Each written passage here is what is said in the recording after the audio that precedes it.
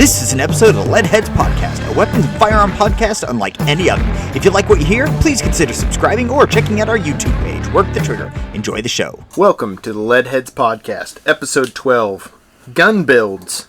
We are going to be building our truck guns. Hey guys, welcome back to the podcast. How's everybody doing? How are you doing, Builder? I'm doing good. Yourself? I am doing. Oh man, I don't know if it's good or bad, but I'm just doing. So today we are going to be covering this is our build series where we take bits and pieces and features from different guns and different setups and we combine them into our ideal thing. And today we are going over truck guns. And we're going to do this one a little bit different than we did the last one. We each built one gun. Mm-hmm. In this one, we're actually each going to build two guns. A real version, and then I guess I wrote the other one down as a battlefield, but I don't know that is that's correct. Totally not how I ran it. I ran it as like something that I could afford. Yes. And something that I could get if I had no limits. Right. So. Right. And I did not go 20 millimeter recoilless. I thought about it. But I figured a turret mount was not an acceptable option, right? We want to be able to remove the gun. Well, do you have a sunroof? I do have a sunroof. I don't see any problem with this. Okay, so that's my first one. No. So, I think one of the reasons that we could do this a little bit different with the truck gun is the last one was a self-defense pistol, and with the self-defense pistols, we picked and chose bits and pieces from different guns more. For this one, for rifles I'm doing a rifle. I don't know what the heck you're building yet. We don't talk about this stuff beforehand other than like just kind of ironing out the details of what we're building, but we don't talk about like features or anything past that. And for me, again, I went with a rifle, and it's a lot harder to figure out a rifle combination that is utilizing components from different guns that hasn't already been made. So I feel like that's why we could do this a little bit different and do like one that you could like legitimately afford, and then one that you would just like, if that's what you wanted and you could just spend a crap ton of money, that's what you built. Yeah. But we're going to let Builder go first because unlike the last time, I am not overly confident with my list this time, and I wanted him to go first. So yeah, you're going first. I had to change my second one a little bit, but we're good now. Okay. I'm ready. Which one are we starting with? Let's go back and forth these. I'm going to start with my real gun. Okay. If I can get my phone to not... Got it. Okay. I also split mine up into like which selections I did. I didn't do it the same as I did last time where I built it like from the top down. Anyway, well, both of mine are actually guns that I'm building from. So okay, I didn't do it like the pistol either. I didn't steal parts from various firearms. No, I didn't either. I started with a gun and then went from there. Yeah, and again, because I think with rifles, I'm assuming that you're building rifles, or I'm assuming that you're building something that shoots a rifle round. Why can't I think of intermediate round? That's it. Thank you for the word. Anyway, I think it's harder to come up with something that doesn't already exist in that showcase, like in that realm. So anyway, I'll let you go ahead and go because I'm babbling. Okay. So I'm going to start with my real truck gun, and to further clarify, these are what we view as our primary truck guns. Yes. This is the, like, if you're the big boy gun. If you're 2 hours away from home, your vehicle dies, or there's an EMP blast and you can't get home and you've got to make it home, this is the thing that you grab to make it home. This isn't the gun that you grab because you forgot your carry conceal at home and you're going into Walmart. Right. Okay. So I'm going to start, and this has been brought up several times on this podcast already, so it should be pretty obvious, but I'm going to start with a Marlin 336 compact in 30-30. Okay. The compact has the 16-inch barrel. Mm-hmm. It's 5+1 instead of 6+1. Still a very viable gun. 30-30 has plenty of gas behind it still. It does. And it's not a big, scary black gun. That is a good point.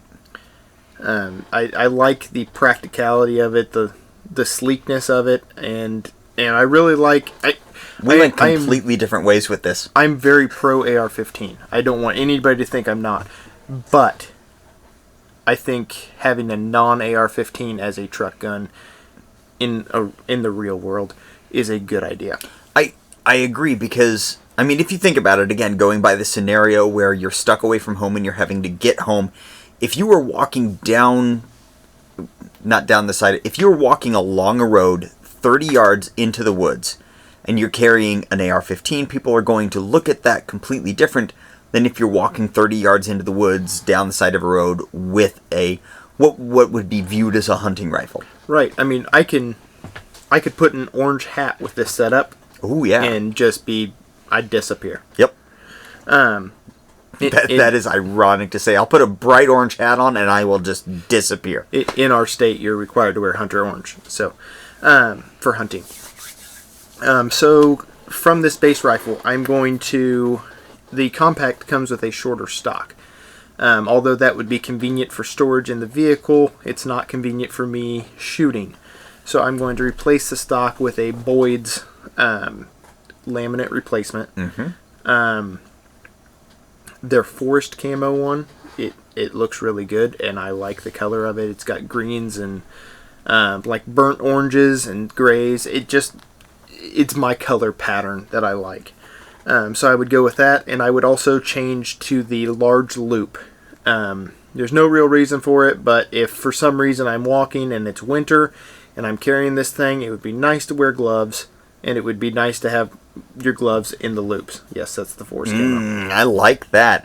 I was envisioning actual camo much better. It's like a greenwood grain. Yeah. And then also it doesn't help what I was saying about the non-AR-15 thing, but it gets me to what I need. So my next addition would be a Midwest Industries lever rail.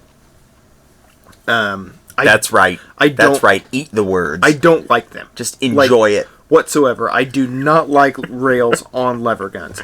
But I do like lights on a primary weapon, especially a long gun.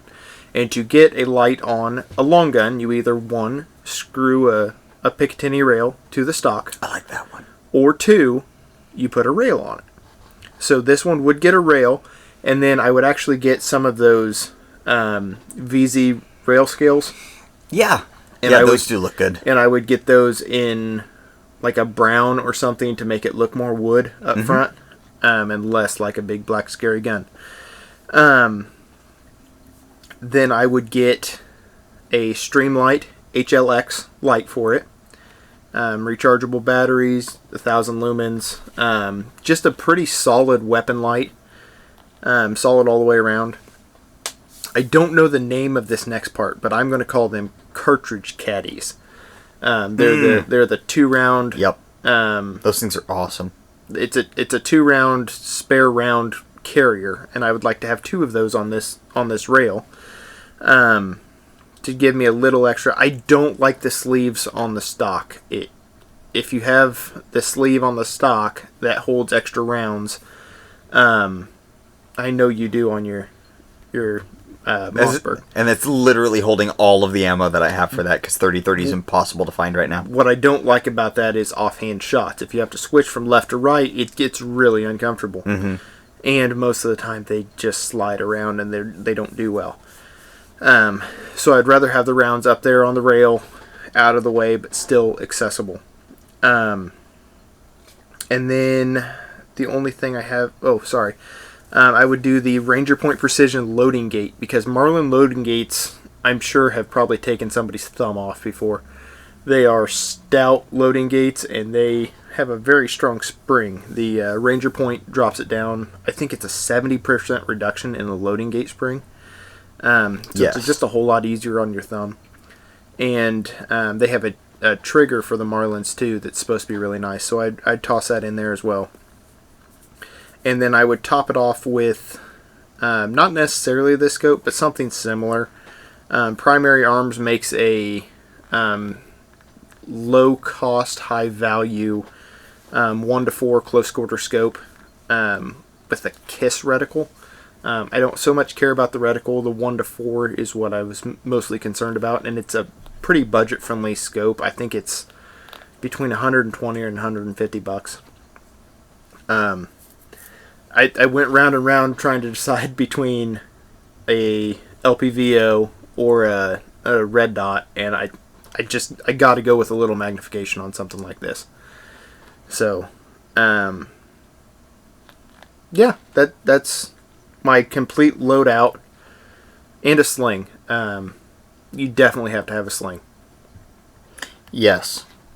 Most. I didn't add the sling, so I don't know what one I would get, but probably the that Magpul sling. I don't even remember what it's called, but it's just a nice sling. I love it. The one that's convertible from 1 point to 2 point. Yes. Yeah. I've got one, and I love that sling. It is, and they make it with QD right slots and with the clippy ones, so you can get whichever setup you end up wanting to do. So that's probably what sling I would run on both of my options. Right. Was that all of it? That's all of it. Okay. I covered a lot of stuff just there real quick. You did, really quickly. I really like that setup, because I went the other way. More of the being prepared for pretty much whatever I can type way. But, okay. Which isn't wrong. No, it's just two different ways of looking at it. So, let me... there we go. Okay. So, with mine... This is our actual build. Stop! Don't look at my phone. I was yawning. Facing the other direction. Don't drop your phone. Jeez. You're not my dad. So first up, the caliber that I went with, because my calibers are different between the two. I'm guessing yours are too. But so I did go with a scary gun that shoots 223. The reason I went with 223 in this case is because of range and availability. 223 still reaches out to 400 yards very accurately. It's small, it's lightweight, it's easy to carry. You can carry a lot of it. Exactly, you can carry a lot of it. It's doesn't take up a lot of space in a car. Like, you can carry 100 rounds relatively easily on stripper clips or in AR mags. I mean, they stack up really nice. Exactly. Now, the platform I went with an AR platform. Specifically in my case, and this is just because of the gun that I have, I would go with another Aero M4E1 builder set with the... Dude, I love that gun. I love that gun so much. And honestly, I would get it in the ODG green anodized again, because that is just beautiful. And it does pull the gun away from Scary Black Rifle just a little bit. It does. It changes... I mean, just a little bit. Yeah, just enough that you still get all the functionality. But a couple of things that I like about that setup is it's extremely lightweight. That rail is one of the lightest rails that I have used. Like, it's just amazingly light. It still takes factory parts and stuff, so you don't have to, like, get anything really special with it. But that's the set that I would use. Let's see. So. The barrel length. I should say, this is not a rifle, this is a pistol. Okay. So, I would go with the 10.5. The reason I would go with 10.5 is because with the 223, you go much under 10 inches and you're drastically hurting yourself for what that round can do. You go to like 7-inch 223s are... I mean, it still shoots. Yeah, I mean, they're still plenty spicy. But it's not as much as you can get. 10.5 is still a maneuverable round that is extremely easy to use, but it's still got enough that you're going to be able to reach out a long way and do the needful. If you're going to run a 7.5, you should almost load your own ammo. Yes. Get a 1-in-7 twist and run some 90s through it. Yes. So just some... If you're going to shoot slow, you might as well shoot heavy. Yes. Oh, yeah, absolutely. So, next up, I'm going to go with the accessories that I've got on it. The trigger, honestly, I don't care. Like, even a mil-spec trigger on an AR-15 is serviceable. You can do what you want with it. I would not go binary. That is the one thing that I wouldn't do on this. Because that would just lend... I don't know. From what I've heard, I've never gotten to play with the binary. I've heard that the single pull triggers aren't the best. They're not that much better than mil-spec. I would compare them to mil-spec, if not just a little better. Yeah, and probably similar to like with my JP springs. Okay. Yeah, and for the price of basically a gun, that's a lot to spend on that. And I don't think I'd ever use the two for. So I would go with an SBA3 stock from SB Tactical, the Brace. one that brace. I'm sorry, whoa, brace from SB Tactical, the one that actually moves, so you can adjust it. And I would not go folding on this. Okay. The reason that I wouldn't go folding is because I want the setup, whatever it is, I want it to be ready to go when I grab it. I don't want the temptation of folding up that stock and losing the ability to just shoot. I mean, you can shoot that one round. You can, but and then beat your bolt carrier group back into your receiver. Exactly. And keep going. Yeah. I will pass on that. So I would just go with the K Grip. I don't like the K2s. I did finally play with one a little bit. My tiny little a circus K would be midget better hands. for you. A K2's far better for me. I would go with the Arrow Breacher charging handle. It's basically a Raptor, but this is... You ready to be like way underwhelmed with me? I can get it in anodized ODG to match the receiver set. I see nothing wrong with what you just said. I'm getting one for mine eventually. It's going to happen. And then I would go with the light. I would go with the Streamlight ProTac on it. It's just it's just a solid light that, I mean... Yeah, there's nothing wrong with the ProTac. Now, for the optic, I would go... I've got a lot of optic stuff on here. So I would go with the Primary Arms 1-6 ACSS. Okay. So I think 1-6 is optimal for a truck gun. Because you're not... 1-6 is solid out to 500-600 yards. You can shoot that distance with a 1-6. I mean, you can shoot... If you can do 400 yards with irons, you can do 600 yards with 1-6. The gun itself is not powerful enough to get there in a 10-5 configuration. So you're able to see as far as you can shoot. Now, I wouldn't go I wouldn't go with a 3 and up. I would want a low power variable optic because I want the ability to pull it in and have that quick acquisition. However, I would probably generally leave it at 6 because in addition to that, I would also have the 45 offset Magpul M-buses, the metal ones, and I would be running let me make sure I got the right one. Okay, so I would be running on a 45 offset, co-witnessed with the 45 M-buses, a Hollison 509T. So that would get me that very quick, close acquisition. I mean, it's just a dot. Sorry, I was typing when you said that. You're going to run your scope primary. You're going to run 45 offsets M-buses. And a 509T offset 45. Yeah. That's busy. It is busy. But, especially on a little bitty gun. But you've got every single base covered. I've got a 6 power that I can just leave at 6 if I want to. I've got a quick dot.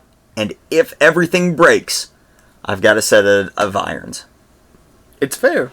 So that's the whole set. Oh no, oh man, I never did find a solid. So I like flash hiders for anything basically shorter than a 14.5. Like a gun that short to run a comp on. That gets blasty, like, real quick. Oh, yes. Especially on, like, a truck gun. When you expect yourself to be around other people, like, that gets blasty. So, I would run a 4-prong comp, or 4-prong flash hider. I just don't know which one. I don't think that I'd go with the Surefire on it, because the only real reason to go with the Surefire is if you're running a can. And notice, I don't have a can for this setup. And that's just because it's realistic, and I don't have a can. So, that's why I don't have a can for the setup. But I'd just run a 4-prong flash hider on it. That's fair. All right. So that is it for my real world one. Okay. So are we ready to go? Are you looking up dots now? I am looking at your phone now because you're not looking at your list. If you were looking at your list, I'd look away. Well, what I struggled 509T, with... dude. No. Why are you even on their website? Don't look at aim points. Ew. Mailboxes is... No, he's looking at Trigicons. What I struggled with the most on my unrealistic one... Yeah. ...is the optics. Okay, I did too, because I'm not well versed in high-end optics, like, at all.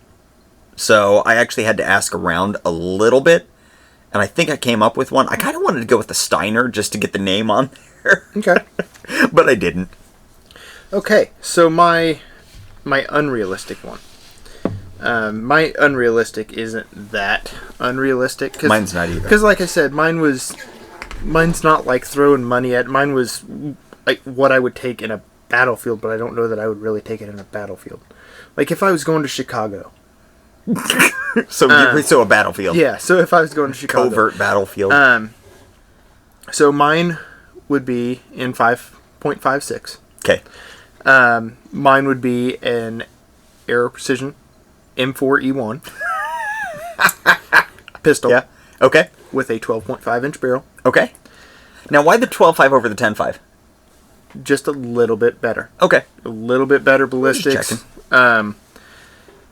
I'm a little bit bigger, and the rail on the 12.5 is a little longer. That is a good point. That 10-inch is short. My 10.5 is a little short for me. The 12.5 is more like a mid-length. The rail would be more like a mid-length, and my mid-length 14.5 that I have, I can stretch out on a little bit more. And I already have a 10.5, and I'd want to have a 12.5. Okay, that's fair. So, yes, it would be... They don't make the OD green, excuse me, in the... Because they actually sell the 12.5 pistol. Okay. But they don't make it in OD green. They make it in flat dark earth and black, which is not acceptable.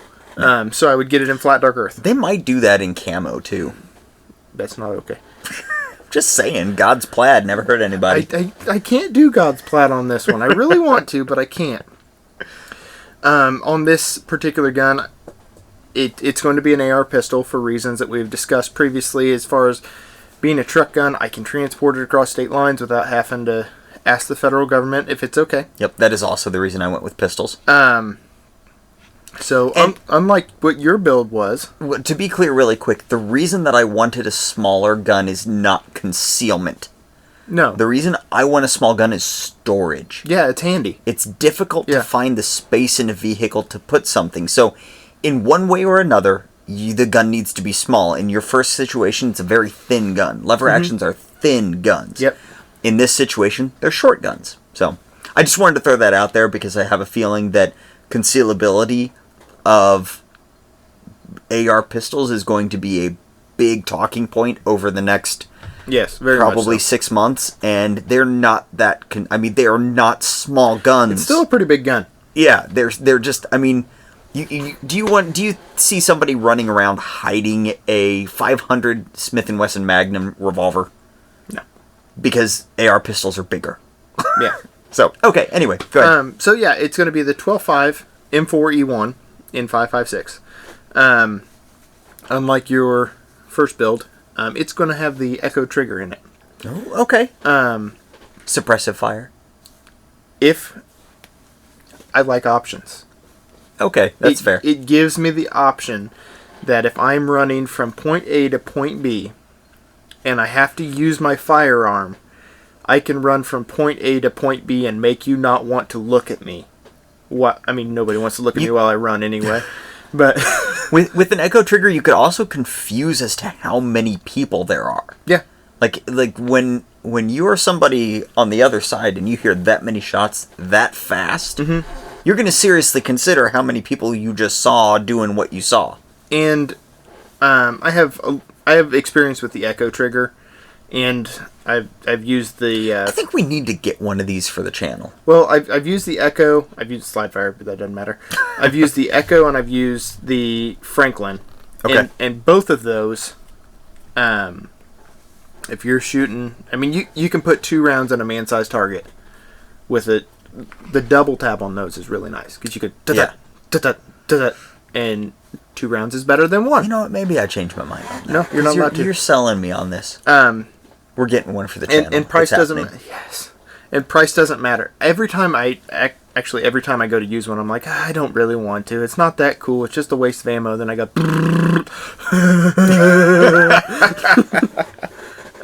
They are a lot of fun. I'm going to put the same Streamlight HLX on this. Okay.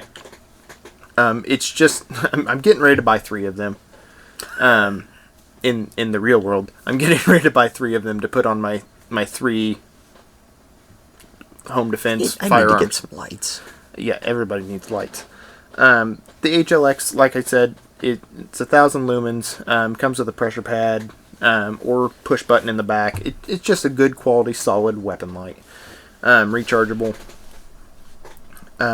The flash hider, I'm going to go with a standard A2 birdcage flash hider. Okay. I don't need anything special. I just need it to get rid of flash. That does an okay job. It does. I don't need a muzzle brake. I'm a big boy. I just need to get rid of some flash. Going to go with a Magpul K2 Grip. The K2, like we've discussed already, I have bigger hands. The K2 has the upper beaver tail swell on it, up on the receiver. It fits my big meaty hands a little bit better. I went back and forth on if this was going to be a pistol or a rifle, and I gotta go back with pistol. And it doesn't make sense for this particular gun, but I've been wanting this for a long time, so it's going on there. The SB PDW brace. Okay. It does not make sense. I thought about doing that one. Doesn't make sense. It's not really that compact. But regardless, aesthetically I want it on there, so it's going on there. So that's that. It's going to have, well, the Echo trigger has an ambidextrous safety. And the only other thing, as a lefty, the only other thing that I would add ambidextrous, because I have on a couple of my guns and I really, really like it, is the mag release. Yep. Just to be able to drop the mag with one hand is pretty convenient. And loaded in this particular gun, right off the bat, is going to be a Magpul D60. Nice. Drum. I like drums. I have the 60 round stick mag. And it's awesome. I like it a lot. I just think the D60 is a little more compact. It's a little fatter, but it's just a little more compact. Yep. And an optic on this gun, I could not stick with one. Yeah. There's 2 options that I would go with. And the first option is the TA44 ACOG. The TA44 is the 1.5 power little ACOG. I like it because it's an ACOG. I not just the name. ACOG hard on. Not just the name. It's a quality optic. They are. I trust ACOGs a lot. The 1.5, you can get nice up and close. You don't have to worry about that stuff. Honestly, it doesn't have any magnification. I mean, 1.5, nothing. 1.5 is a joke. But it's just a quality optic. It's small. It's compact. It's lightweight. The other one I would go with is the TA11. The TA11 is the 3.5 power ACOG. Okay. The reason I would go with that over the TA31, which is the 4 power ACOG, is the TA11 has better eye relief. Okay. I had a TA31, and your eye is, it says 2-inch eye relief. I do remember that You're one. You're a lot closer than 2 inches. I think I messed with that one, right? I think at one point. I don't remember if you messed with my ACOG. That may have been the fake ACOG. Yeah. And with that, I was going to put a 508T on it. Okay. But I'm not. Now you're going to go 509T. No. Wow. I'm going to go... As Owen Wilson would say, wow. Wow. I'm going to go with an RM05C. And this is in flat dark. The C? This is... No, not a RMRC. Oh, okay. So this is one of the dual illuminated RMRs. Oh. So it picks up. Wow. So it picks up on solar with the fiber optic in there. It's flat dark earth, so it matches. It's a 9 MOA reticle. Dang. Which is big. That's a beefy reticle. But it's green. Ooh, that's your sweet spot. That's why I did it. You got a thing for green. That is the only reason you picked that, because they don't have a literally the only reason 509T in green yet. No, I don't think you can do a 509T on top of an ACOG without That's a good extra point. adapter plates. That is, I forgot that they run one on top of the other. I really thought about the 508, but honestly, if I'm doing Trigicon, I'm doing Trigicon. I'm going to put an ACOG or an RMR on it. I can't argue with that. So I really am leaning towards the 3.5 power. It's more benefits, the TA11 plus the RMR.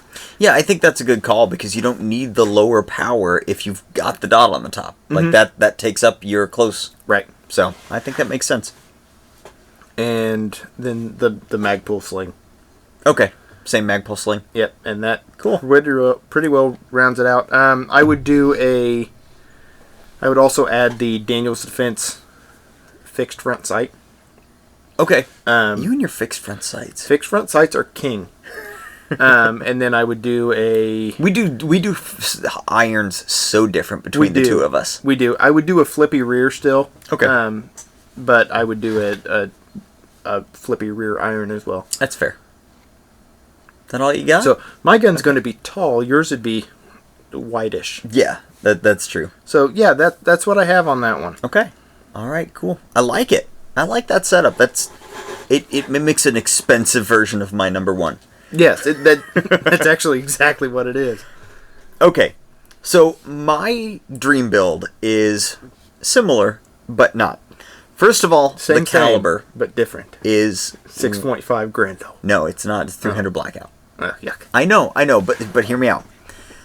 The reason that I went with 300 blackout is because 300 blackout with a simple magazine change goes from supersonic 400-yard rounds to subsonic 200-yard rounds relatively quickly without other changes. I mean, you don't usually have to change the gas system. I mean, you can, but the only time you'd have to really worry about gassing too much is if you're running suppressed. Right.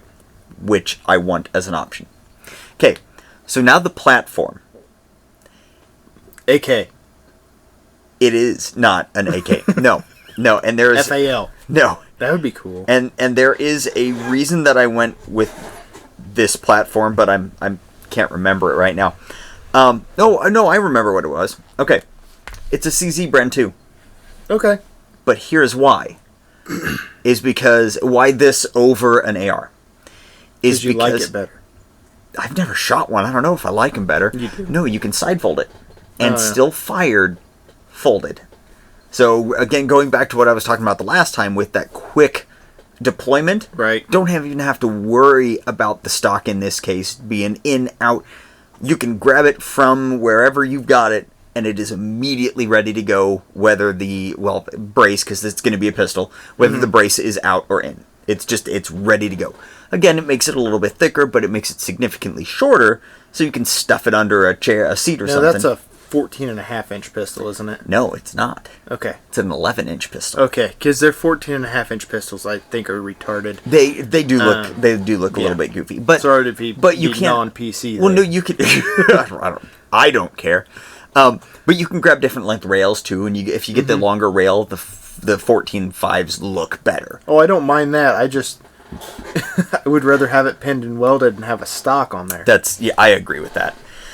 So, yeah, no, this is an 11-inch, and the reason 11-inch over like 10.5 is because this is a stock gun. They have an 11-inch 300 blackout pistol with a side folder. Freaking awesome. Okay, so going down barrel-wise, I would again go with the 4-prong flash hider because I want a flash hider in this case, but I would go with the Surefire because I would also have a can with it. Specifically, the Advanced Armament 300 TM, probably. It's actually made for 300 Win Mag. So it's a longer can. But from what I hear... Okay. This so not thing, AAC? No. Okay. No, it's Advanced Armament. Okay. I'd heard of them before, but I haven't looked into it a little bit too much past just this can. From what I hear, you darn near can't hear it. It's cool. it's such a good size can for a 300 blackout that you just don't hear it too much. If not a Gemtech, they've got a really good 300 blackout can. So that's what I would go barrel wise. Again, kind of a shorter barrel, but it gives you the ability to run that suppressor if you want it. For accessories, I'm just going to steal your light because, again, 1,000 lumens, you get the multiple stuff, and yeah. You'll get to play with one when I get 3 of them coming. Yes. So I didn't, the thing that I like about the Bren is, it already just comes relatively well loaded. The trigger's okay. I would probably toss a shoe from HB Industries in because kind of like... Non-AR trigger, then. It is not an AR trigger group, right. But I don't think they have a binary for it.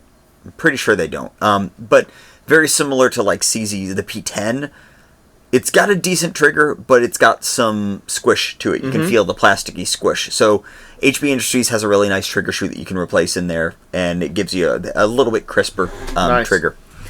So other than that, again, optics, I would actually, in this case, I would go with the Vortex PST Gen 2, again going with the 1:6. I think that is, if you're not going with a fixed power, I think an LPVO is great. 300 blackout 6 is almost too much even. It almost is, because again, with 300 blackout, 400 yards is stretching it. Yeah, I mean, you're talking 300 yards, you're talking over 3 foot of drop. Yes. Yeah, I mean, you can hit at that distance, but not great. Yeah. It has power at 300 yards. It doesn't have...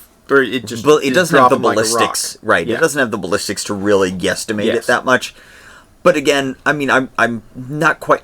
I thought about going 6.5 Grendel. Just because of pure ballistic power. The 6.5 Grendel is, in my opinion, and I think yours too, one of the best midline calibers that there is. I think the 6.5 Grendel, as a round itself, is probably the best round that you can put in an AR-15 platform firearm.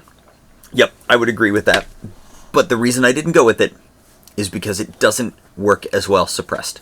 And I wanted a solid suppressible round in this, because you never know. Yeah. So give up that distance, and a lot of bit of that power, really. If you want to look at it that way. But for the ability for stealth.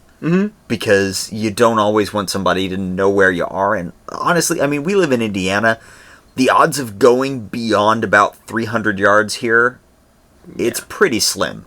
I mean, how long is a country block? Do you know? It's usually a mile-ish. Yeah. Because we usually have state road, or we usually have crossroads about every mile. Every mile or so. So, and I mean, there's trees friggin' everywhere. So... We don't have that much space. And then you might have the ability to take a longer shot, but excuse me, it comes into ethics, just like hunting. Yes. I could take a 500-yard shot on a deer, but I don't think I should. Right. Well, and if they are that far off here in Indiana, there's a high likelihood that you can hide from them. Yeah. And not... They probably can't see you. Yeah. And probably can't hit you either. Right. So... and then I would do the exact same setup with the 509T, and especially on this one because it's already a side folder. Right. So you're already taking up that space. Might as well have your stuff tossed a little bit. Yeah. So that is my kind of optimal one. And who knows, maybe someday it might actually happen because I really want a Bren 2. And now I really want an Echo Trigger. Jerk. Yeah. You got any last thoughts that came up while we were... I don't. No, I don't either. This one was fun. I thought this one was going to take a lot longer than it did, but I busted my first gun out really fast. You did. Well, I think it's because I was looking up something so I couldn't interject at all. I was trying to find a flashlight because I had thought of flashlights. And then I just didn't look up what... I don't know. Flashlights are one of those things. Flashlights and high-end optics are two blind spots in my book because I don't know expensive flashlights well, and most of them are pretty expensive. When you get into rifle optics, they're expensive. And I sure as heck don't know expensive optics because I'm not a rich person. I don't know much about optics, but I know what flashlights that I like, and I know what company makes them. So then I just go from there and find the one that looks right from that company, and then the HLX. I'm not a smart man, and I know what flashlights are. I got a buddy that's ran an HLX, and he's ran some Surefires, and he's ran some mod lights, and he said the HLX does just fine. That's pretty good compared to like a mod light. I mean, mod lights are expensive. Mod lights are improved Surefires. Yes. Yeah, I'm interested to see their pistol light when it comes out. Yeah. Mostly because I'm interested to see what price point they drop it at. It's going to be like a face melter, though. Yeah, it is. Well, I mean, considering it's an improved version of a $240 flashlight. Yes.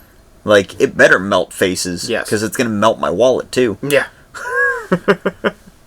All right, well, with that, I think that's about it. I think that's all we got this time. Yeah, that's all I got. All right.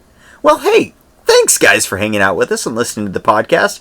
We want to remind you that if you're listening to this on your favorite podcast app, do us a favor and give us a follow if you like what you're listening to.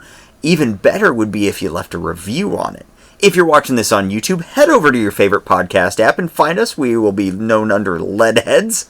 And if you like what we do here and you want to help out a little bit, head on over to our Patreon page. That's patreon.com/LeadheadsPodcast. Thanks, guys, and we'll see you next time. See you guys.